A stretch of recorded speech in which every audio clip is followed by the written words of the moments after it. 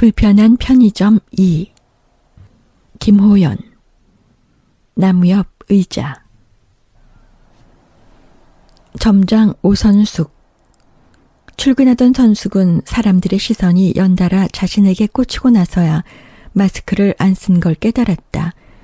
서둘러 집으로 돌아온 그녀는 현관문 옆 고리에 걸린 마스크를 집어들었다. 까먹지 말라고 문 옆에 걸어두고서도 그냥 집을 나서기를 수차례. 이놈의 마스크는 써도 적응이 안 됐다. 코로나 시대 역시 도무지 적응할 수 없었다. 인간은 적응의 동물이라고 하던데 이번에는 이 종족도 어쩔 수 없는지 백신도 영 신통치 않아 보였고 치료제도 지지부진이었다. 변이 바이러스인지 뭔지는 회개한 이름을 달고 계속 튀어나왔고 돌파 감염이니 뭐니 해서 맞은 백신을 또 맞으라고 했다.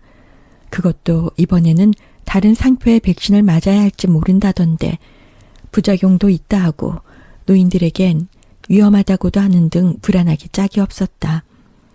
바이러스가 유동치는 세상에서 선숙 같은 소시민은 흐름을 따라가지 못한 채 어찌해야 할지 갈피를 잡을 수 없었다.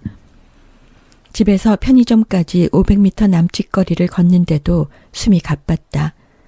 한여름 열기에 마스크로 호흡까지 힘들어지니 살집이 있는 선숙으로선 밖에 나오는 일 자체가 불편했다. 선숙은 마스크를 쓰지 않고도 산책할 수 있는 예삐와 까미가 부러울 지경이었다. 그나저나 오늘은 밤까지 일해야 해서 녀석들 산책이나 시킬 수 있을는지 걱정이 들었다. 딸랑. 행사 전단과 구인 전단에 마스크 착용 안내문까지 덕지덕지 붙은 유리문을 열고 들어섰다. 매장 안은 시원했다. 자신의 직장 올웨이즈 편의점에 도착하고 나서야 그녀는 크게 숨을 내쉴 수 있었다. 과거 직접 실내 포차나 호프집을 운영할 때도 느끼지 못했던 편안함을 만끽하며 슬며시 미소를 지었다. 왜일까? 오래 일해서? 익숙해져서? 아마도 점장이어서가 아닐까? 사장이면 매출과 운영에 대한 압박으로 스트레스가 엄청나다. 알바는 급여도 적고 고용 안정성도 떨어져 불안하다. 그러나 점장은 책임감이 들긴 하지만 사장만큼은 아니며 알바보다는 급여도 많고 안정적인 자리다. 무엇보다 이곳은 선숙이 오랫동안 근무하며 털을 다진 청파동 유일의 올웨이즈 편의점이 아닌가. 지금은 동네마다 같은 프랜차이즈 편의점끼리 경쟁하는 구도지만 이 프랜차이즈는 오히려 매장이 줄고 있는 형국이었고 올해 초 숙대 정문앞 매장이 없어지고 나서는 청파동 유일의 올웨이즈 편의점이 되고 말았다. 그래서 편의점 살림살이가 나아졌냐고? 택도 없는 소리다. 본사가 힘을 잃고 있는데 이곳이라고 나을 리 없자는가. 잘 나가는 프랜차이즈 편의점들은 더 많은 행사 상품과 저렴한 자사 상품들을 쏟아내는 반면 여기는 맥주 할인 품목도 줄어들어 얼마 전엔 4캔 만원 맥주 단골 손님마저 잃어야 했다. 매일 퇴근길에 들러 맥주 4캔에 안주거리를 사가던 그는 유통기한이 간당간당한 샌드위치나 버거 같은 신선식품을 해치워주는 기특한 고객이기도 했다. 그런 그가 언제부턴가 밀가루 회사 상표 맥주와 구디약 회사 상표 맥주를 찾더니 급기야 골뱅이 회사 상표와 맥주까지 묻는 게 아닌가. 그런 게 있는 줄도 몰랐고 있어도 드릴 여유가 없는 선숙으로선 머쓱한 표정으로 고개를 저을 뿐이었다. 결국 그는 아쉽네요 라고 한마디 던진 뒤 매장을 나섰고 이후로 다시 볼 수 없었다. 선숙은 그 특이한 상표의 맥주를 발주해야 하나 고민에 빠졌고 아들에게 이에 대해 물어야 했다. 색다르잖아. SNS에 올리기도 좋고 맛도 괜찮더라고. 너도 먹어봤어? 엄마, 난 소주파잖아. 근데 그런 거 초반에만 반짝하는 거야. 너무 걱정 마요. 아들의 말이 위안이 됐다. 비록 맥주 마니아 사내를 만족시키진 못했지만 세상에 만족스러운 게 어디 있겠으며 다 모자라고 부족한 대로 살며 버티는 것 아니겠는가. 게다가 원래 우리 편의점은 불편하기로 소문난 곳인데 어쩌란 말이냐. 일종의 될 대로 되어라 정신. 걱정하기보다는 그저 하루하루 오는 손님들이나 최선을 다하자고 선숙은 마음을 먹었다. 그래서일까 그녀는 이 공간이 좋았다.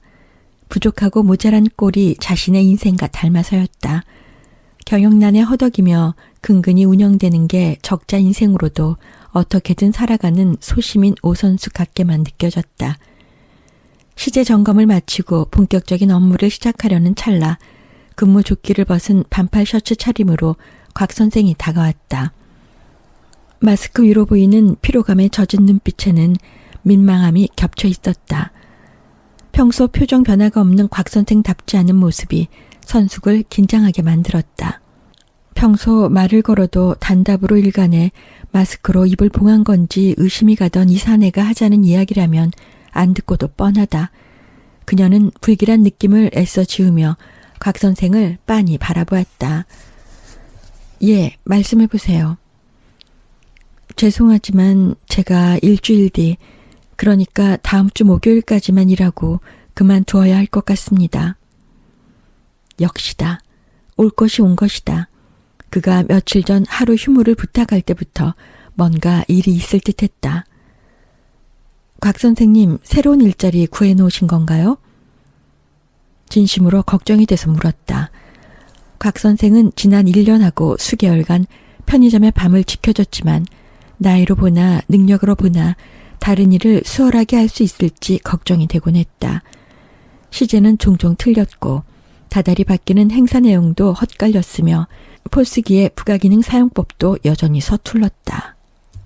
유일하게 잘하는 거라면 좀 도둑 잡는 것이었는데 야간에 물건을 슬쩍 하던 손님을 3번이나 잡은 눈썰미는 전직 형사라는 그의 이력에 고개를 끄덕이게 만들었다.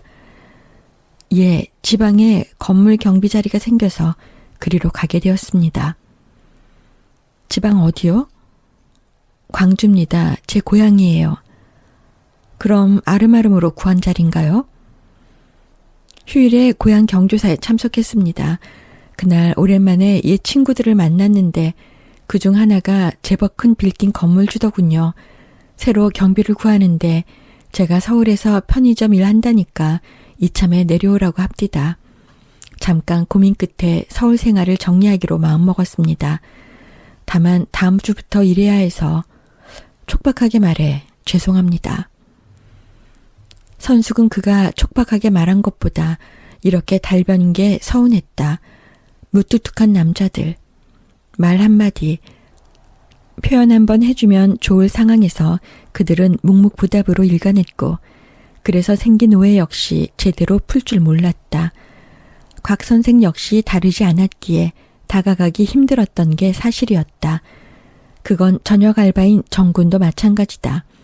입대를 기다리며 4개월째 알바 중인 이 청년은 돌부처나 다름이 없다. 물론 말 많고 화도 많은 50대 아줌마 점장이 두 사람에게 편한 상대는 아니었을 것이다. 죄송할 것까지야 있나요? 그나저나 빨리 사람을 구해야 할 텐데 일단 사장에게 말하고 구인 공고도 올려볼게요. 신경 써주셔서 고맙습니다. 곽 선생이 선숙에게 정중하게 고개를 숙여 보인 뒤 유리문을 열고 퇴근했다.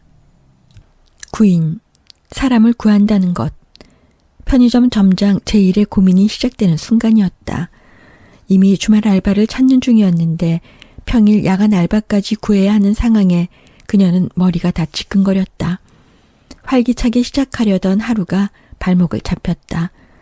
오전부터 점심까지 손님들을 받으며 유통기한을 확인하고 부족한 상품을 보충하고 새로 입고된 신선식품을 검수해서 진열했다. 짬을 내 유통기한이 막 지난 샌드위치에 우유로 점심을 때우고 보니 오후 1시. 이쯤이면 깨어났을 것이다. 선숙은 스마트폰을 꺼내 최근 통화를 살펴 영숙 언니 아들이라 적힌 전화번호를 눌렀다. 이름을 강 사장으로 바꿔둔다는 걸 자꾸 미루고 만다. 이 녀석과 관련해서는 손끝 하나 대기 싫어서다.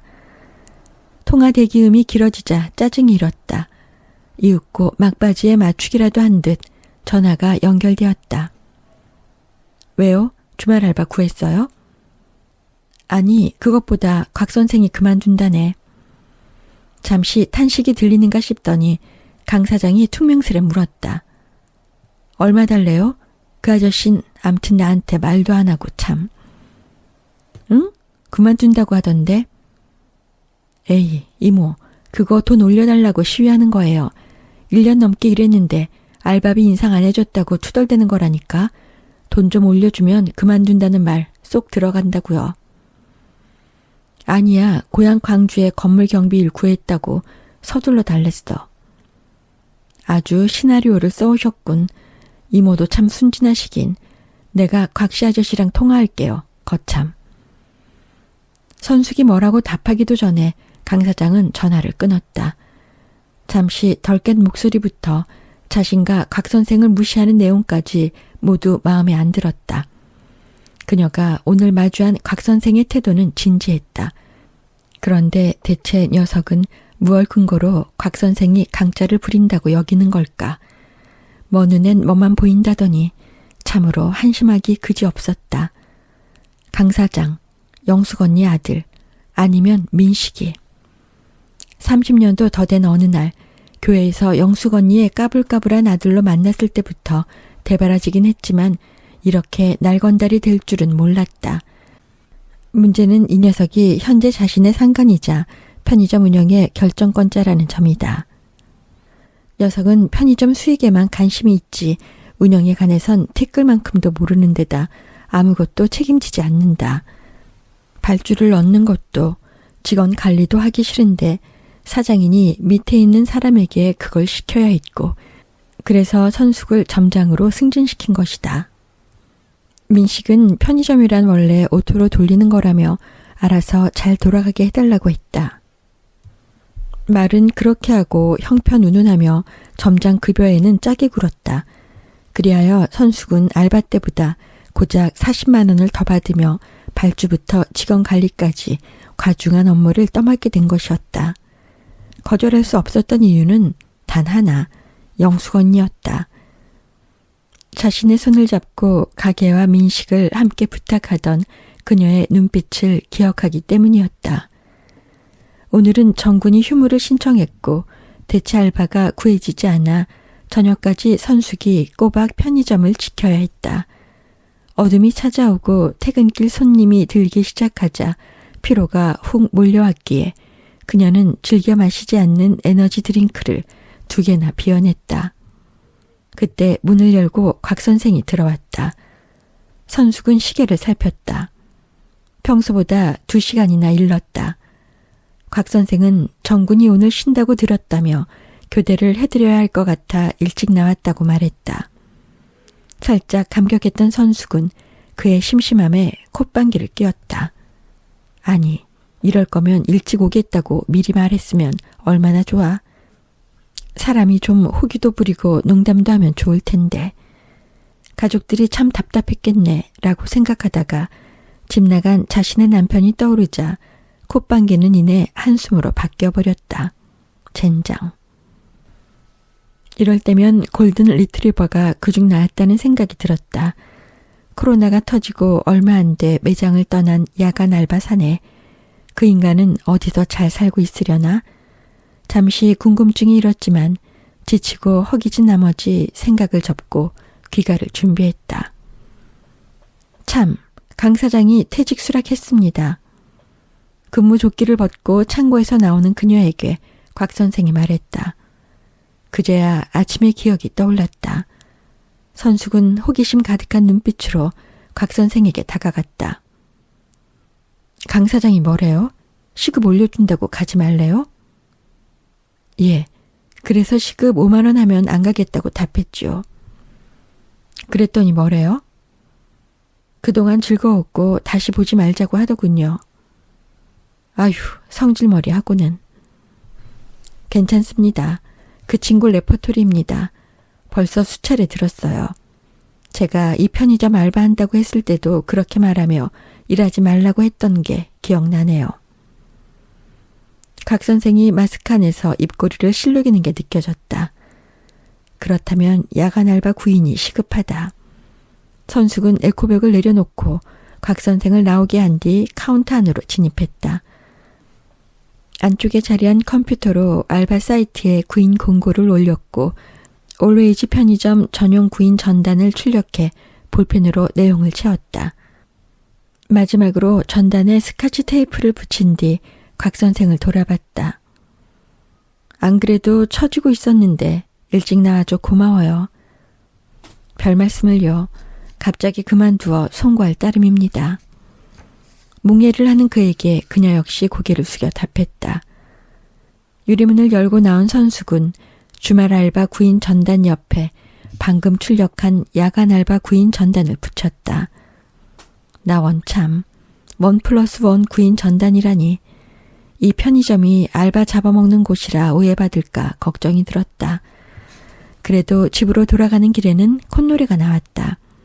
아들이 좋아하는 비빔밥 삼각김밥을 2개나 챙겼고 돌아가 예삐와 까미를 산책시킬 시간도 번 것이다. 역시 퇴근이 피로회복제다.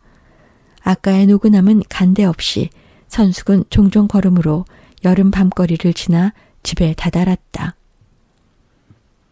아들의 방에선 여전히 총소리가 터져나왔다. 그러나 그것이 게임 속 소음이 아니고 외국 드라마의 액션 장면이란 걸 그녀는 예상할 수 있었다.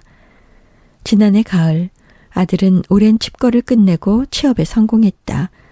이런 시기에 용케 들어간 그곳은 영화와 드라마를 만드는 제작사다. 대기업을 때려치운 아들이 영화계에 발을 들였을 즈음 알게 된 영화 제작사의 회사라고 들었다. 코로나로 영화계가 힘든 상황이라 영화 제작사도 드라마 제작을 하게 됐고 이에 새로 인력을 충원하며 아들에게 제안이 왔다고 했다. 한때 쓸데없는 영화 일 같은 걸 한다고 타박했는데 그쪽으로 일이 풀리는 걸 보며 선숙은 세상 일이란 참 알다가도 모르겠다는 생각이 들었다. 뿐만 아니라 드라마 기획 PD라는 아들의 직업은 선숙이 보기엔 묘하기 그지없었다. 하루 종일 한국과 미국, 일본, 중국 드라마를 보는 게 일이었다. 물론 감상하는 것 말고도 다른 일들이 더 있겠지만 그녀가 보기엔 일 같지 않은 일을 하면서 아들이 매달 월급을 받는 게 놀라웠다. 심지어 재택근무를 하며 일주일에 2번밖에 회사에 나가지 않았다. 그러니까 자기 방에서 일을 했고 그 모습은 과거 아들이 게임에 빠져 방에 처박혀 있는 것과 비슷해 보였기에 신기하지 않을 수 없었다. 아들은 이제 OTT 시대라면서 넷플릭스라는 돈 내고 보는 채널이 있다고 했다. 자기 회사는 그곳에 작품을 걸 거라고 했다. 선숙은 용어부터 이해가 잘 안 됐지만 아들이 초롱초롱한 눈빛으로 설명해주는 모습이 그저 흡족했다. 자랑하고 싶은 자기 일을 하게 된 아들이 대견했고 그걸 엄마에게 표현해준다는 게 고마웠다. 불과 1년 반 동안 일어난 두 사람 사이의 변화였다. 선숙은 이제 아들을 닥달하지 않는다. 안정적인 고시 같은 걸 보라고도 안 한다. 결혼하라는 말도 안 하기로 했다. 아들 세대 앞에 놓인 세상 형편이 자신이 젊을 때의 기준과 다르다는 걸 아들의 설명을 듣고 인정한 뒤에 일어난 변화였다. 자신과 분리되려는 아들의 모습을 두려워했지만 이제는 서로의 차이를 알게 되었고 거리를 지키게 되었다. 다 큰 아들의 삶 역시 될 대로 되겠지였다. 엄마가 좌지우지할 수 있는 게 아니란 걸 용인하고 나자 아들이 무슨 일을 해도 믿고 지지할 수 있게 되었다. 돈을 많이 못 버는 일이어도 그것이 아들이 좋아하는 일이라면 자신도 좋아해 보겠다고 마음먹었다. 아들 역시 엄마가 점장이 되자 이것저것 살펴주었다. 어릴 적 치과 가기 싫어했던 것처럼 엄마의 편의점 오기를 질색하던 녀석이 이제 수시로 들러 매장을 살피며 조언을 해주었다. 얼마 전 과감하게 발주를 넣은 신상 캔커피도 아들의 추천이었다. 과테말라 고급 원두를 쓴다는 그 상품은 꽤 팔려 곧 추가 주문을 넣었다. 거리두기로 사람들이 카페를 덜 가니 편의점에서 괜찮은 커피 상품을 찾을 거라던 아들의 추천 이유가 맞아떨어진 것이다. 물론 매출이 오른 건 못지않게 아들이 엄마 일에 관심을 가져다 준다는 게 선숙을 기쁘게 했다. 어느새 총소리가 줄어들고 웅장한 음악이 아들 방에서 흘러나왔다. 드라마 한 회가 끝나가나 보다.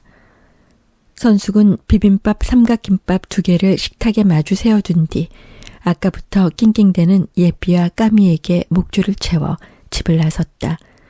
드라마 보는 일을 마치고 나온 아들이 비빔밥, 삼각김밥을 보고 반색할 모습을 떠올리며 뿌듯한 마음으로 산책을 시작했다. 다음 날 오후 편의점에 들어선 강 사장의 몰골은 도저히 봐주기 힘들었다. 부어오른 살집에 박스형 반팔티가 쫄티꼴이 되었고 땀 냄새와 술 냄새가 오묘하게 섞여 당장이라도 환기를 해야 할 판이었다. 강 사장은 반바지 아래 두툼한 허벅지를 긁으며 매장 안을 어슬렁댔다. 마치 이 골목이 자신의 영역이라는 걸 알리기 위해 곳곳에 오줌을 싸는 개처럼 두리번대며 진열대를 살폈다. 선숙은 그러거나 말거나 신경을 끄고 계산대로 온 여자 손님에게 집중했는데 마스크를 썼음에도 손님이 코를 찡그리는 게 느껴졌다. 선숙이 계산을 마치자 손님이 나갔고 기다렸다는 듯 강 사장이 앞에 와 섰다. 이모, 발주 너무 막 하는 거 아니에요? 뭐가 문젠데? 저기 안 나가는 여름 과일들 왜 계속 드려요? 조각 수박이며 파인애플이며, 예? 안 나가긴 매출 확인해봐. 여기 여대 앞이거든? 여학생들이 과일 챙겨 먹는 거 모르지? 저거 시들어 보여서 맛대가리 없을 것 같은데. 흰소리 말고 매장에나 자주 나와. 그럼 알 테니까. 아니, 점장이 떡하니 있는데 내가 자주 오면 인력 낭비죠. 난 이모만 믿는다니까. 강 사장이 능글맞은 표정으로 돌아서 냉장고로 향했다. 그리고 맥주 4캔을 꺼내 들고 다시 왔다. 당연히 계산은 안 한다. 봉지도 그냥 줘야 한다. 사장이니 그건 뭐라 못해도 입 다물고 있을 선숙이 아니었다. 사업 구상하고 있는 거 맞아? 술 좀 작작 드셔. 대낮부터 맥주 마시고 그럼 되겠어? 모르시긴. 난 맥주가 머리를 기가 막히게 깨우거든요. 비록 내가 이 맥주 사업 통수 맞고 타격이 있었지만 두고 보세요. 내가 꼭. 엄청난 트림 냄새가 마스크를 뚫고 들어와 선숙은 대놓고 미간을 찌푸렸다. 아, 이 자식. 정말 영숙 언니 아들만 아니면. 그녀는 놈의 등짝을 후려치고 싶은 걸 겨우 참아냈다. 선숙의 속도 모르고 희죽 웃으며 편의점을 나가던 강 사장이 순간 멈춰섰다. 구인 전단을 살핀 녀석은 꼬투리를 잡아 즐거운 학생 주임처럼 의기양양 다가왔다. 이모, 진짜 야간 알바 이거 주 5일이 뭐야? 이틀씩 사흘씩 끊으라고 했잖아요. 안 돼. 그럼 아무도 지원 안 해. 주 5일 풀로 쓰면 주휴수당은 어쩌려고? 주 5일 연속 근무는 이모랑 곽씨 아저씨로 끝이라고 몇 번이나 말했어요. 그럼 사람 못 구할걸? 강 사장이라면 주말도 아니고 평일에 이틀만 밤 근무하겠어? 하지, 개털들이. 요즘 코로나라 알바 자리 귀하다던데. 더구나 방학 아닌가? 대학생들 알바 구하기 전쟁이라던데. 이모, 내가 아무리 바지 사장이라지만 내 말 너무 씹으면 섭해요. 전단 이틀 사흘로 고치고 그 알바 사이트도 고치고. 끙. 일단 비는 피하기로 했다. 알겠다고만 답했다. 왜냐면 강 사장은 저렇게 떠들고도 곧 신경 끄고 퍼질 테니까. 지난번 정군 고용 때도 그랬다. 군대도 안 간 어리버리라니 최저시급 주지 말자고 우기다가 결국 흐지부지 되지 않았나.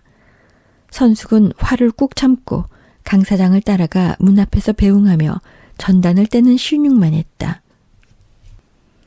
이틀 사흘로 올리면 일주일 안에 야간 알바 구하기는 불가능하다.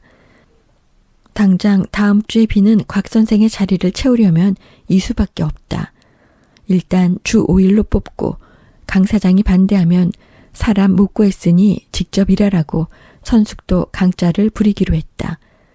강 사장은 자기가 사회에서 세게 굴었다고 유세를 떨지만 산전수전 공중전 다 겪은 본인 오선숙도 만만치 않다는 걸 일깨워줄 때가 된 듯했다. 정군가의 근무 교대를 앞둔 4시가 다 되어갈 즈음 계산대 앞으로 한 젊은 여자 손님이 초콜릿을 들고 와 섰다. 계산을 마치고 물건을 받은 손님은 돌아서려다 잠시 머뭇거렸다. 저기요, 혹시 야간 알바다. 야간 알바 지원자여야 한다. 속으로 되뇌며 선숙이 그녀와 눈을 마주쳤다. 마스크 위로 진한 눈썹에 차분한 눈빛이 고와 보였다. 아니, 요새는 마스크를 써서인지 젊은 사람들 인상이 다 좋아 보였다. 알바하시게? 숙대예요? 성격 급한 선숙이 질문을 터뜨렸다. 여자 손님이 다시 멈칫하고는 마스크 안에서 입을 조물거리는 게 느껴졌다. 그게요. 야간에 알바. 맞아요. 야간 알바 구해요. 여기 동네라 안 위험해. 주구대도 가까워. 여자도 충분히 할 수 있다니까. 그게 아니고요. 야간에 알바하시는 분 있잖아요. 환갑 좀 지나 보이시는. 응? 곽 선생은 갑자기 왜? 선숙은 그녀가 알바 지원자가 아니라 김이 샜고 절로 퉁명스러워졌다. 그분은 왜요? 저번에 안 계시던데 어디 아프시거나 그래서 그만둔 건가요? 아니, 휴무낸 건데 어제는 근무하셨지. 그런데 왜요? 곽 선생이랑 아는 사이인가? 여자 손님이 수줍어서 그러는 건지 수긍을 한다는 건지 고개를 살짝 움직였다. 선숙은 답답해 참을 수가 없었지만 그녀의 조심스러운 태도에 순간 머릿속이 번쩍했다. 혹시 곽 선생 딸이에요? 그러자 토끼처럼 눈이 커진 그녀가 선숙 앞으로 몸을 들이밀며 물었다. 어떻게 하셨어요? 저 아빠랑 닮은 구석이 없는데. 곽 선생이 딸 하나 아들 하나 있다고 했어요. 나한테 사진도 보여줬는데 마스크 써서 내가 못 알아봤네. 근데 자세히 보니 일자 눈썹이 비슷해. 그치? 닮은 데 있네요. 곽 선생의 딸이 이 말을 한번 쓸고는 선숙의 눈치를 살피는 게 느껴졌다. 그때 딸랑 소리와 함께 정군이 들어왔다. 정군은 특유의 하는 둥 마는 둥 목례를 하고 창고로 향했다. 저 곧 교대인 것 같은데 괜찮으시면 잠깐 얘기 좀 하실래요? 제가 차 한 잔 살게요. 그녀가 선숙을 똑바로 응시하며 물었다. 뭔가 성가신 일로 느껴졌지만 자신을 향한 그녀의 간절한 눈빛에 피할 도리가 없어 보였다. 얼음뜬 연갈색 음료에 시럽을 듬뿍 뿌려 빨대로 휘 저은 뒤 한 모금 쭉 빨았다. 달고 시원한 아이스 카페라떼는 선숙의 여름 최애 음료다. 물론 누가 사줄 때만 마신다.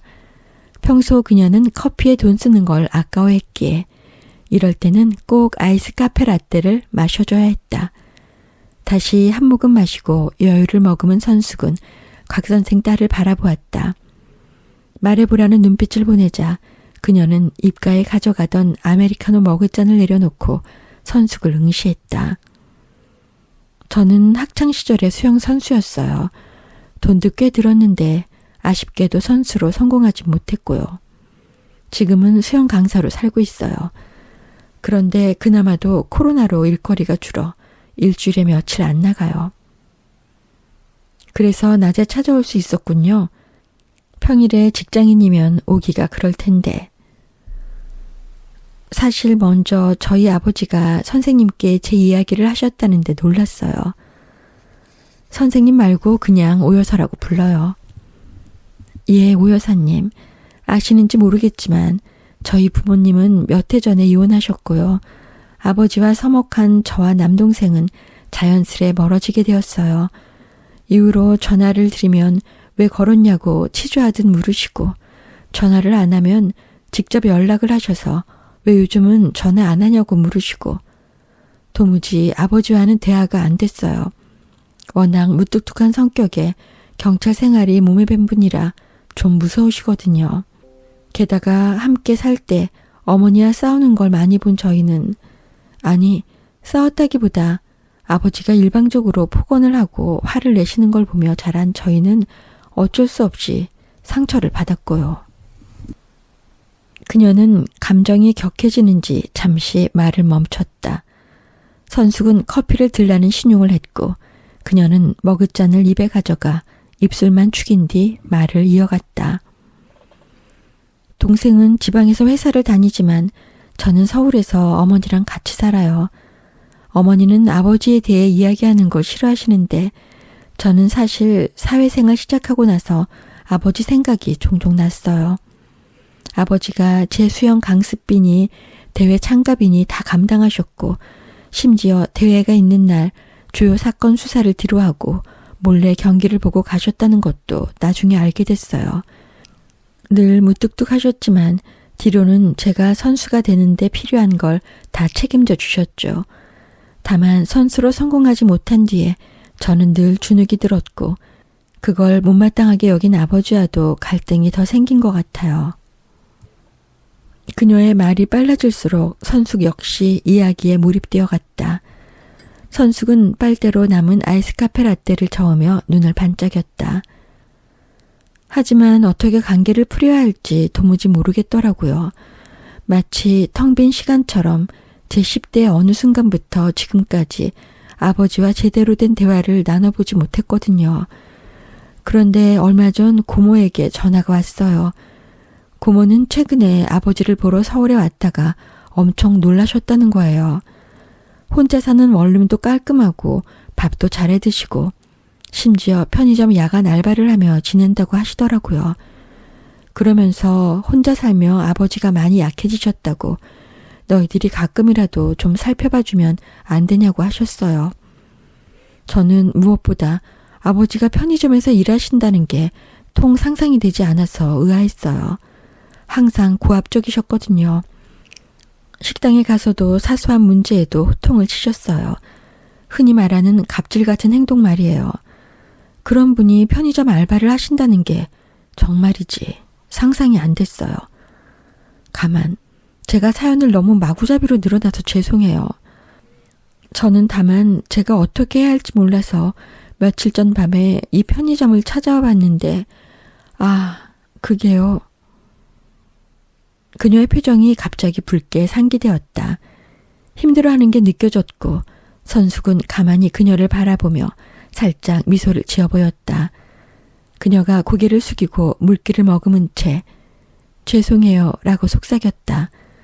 고개를 들지 못하는 그녀에게 선숙이 휴지를 건넸다. 두서없어도 무슨 말인지 알아들을 것 같네요. 나 시간 많아. 괜찮으니까 편히 말해요. 곽 선생이랑 그래도 1년 넘게 일하면서 나도 고마운 게 있거든. 따님분 힘들게 용기 내왔는데 내가 도울 건 도와볼게요. 응? 휴지를 받아든 곽 선생 딸이 서둘러 눈물을 훔치기 시작했다. 선숙은 남은 아이스 카페 라떼를 마저 마셨다. 잠시 뒤 진정한 그녀가 뭐라도 더 드시겠냐고 물었다. 선숙은 음료는 됐고 원래 기가에 간식을 먹을 시간이니 쿠키나 조각 케이크라도 먹으면 좋겠다고 답했다. 그녀가 카페 디저트 진열대를 향했고 선숙은 이왕 이렇게 된 거 음식 대접이라도 잘 받고 자기 시간을 내주기로 마음먹었다. 주문을 마치고 돌아온 곽 선생 딸이 한결 침착해진 얼굴로 선숙 앞에 마주 앉았다. 집으로 향하며 선숙은 생각에 생각을 더했다. 곽 선생은 정말 딸을 알아보지 못한 것일까? 아니면 외면한 것일까? 마음 같아서는 바로 전화를 걸어 물어보고 싶었지만 그건 또 예의가 아니고 딸의 부탁과도 맞지 않았다. 지난주 도저히 혼자 올 용기가 안 난 그녀는 친구를 대동하고 야간에 편의점을 찾았고 상품을 골라 조심스레 카운터로 향했다고 했다.